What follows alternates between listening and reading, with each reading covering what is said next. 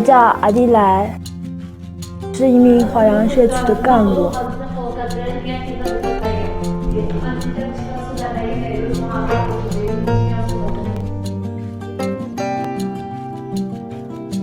我经常会去一些老人的家里，关心他们的生活状况。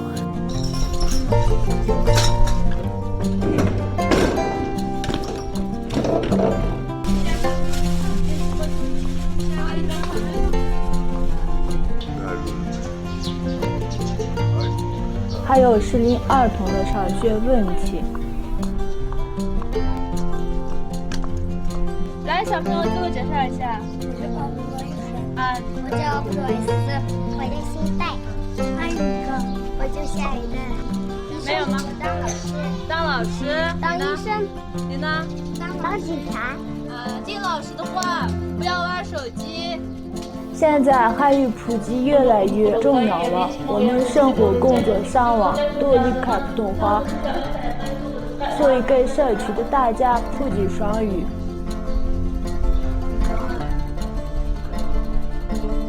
平时我们社区还有很多娱乐活动，唱歌、跳舞。我最喜欢跳舞了，这是我的强项。看到那些社区居民开心，我自己也很开心。我很喜欢我现在的工作，我觉得很有意义。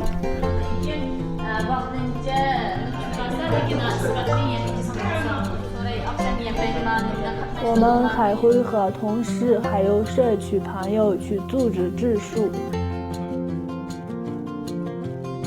因为二库好早之前荒漠比较多，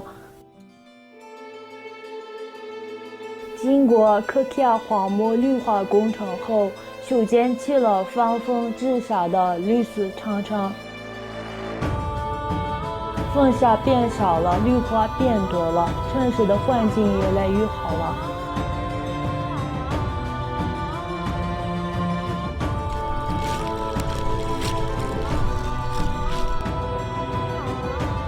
社区工作让我接触到最后真实的人和生活，亲眼见证了阿苏这座城市快速的变化。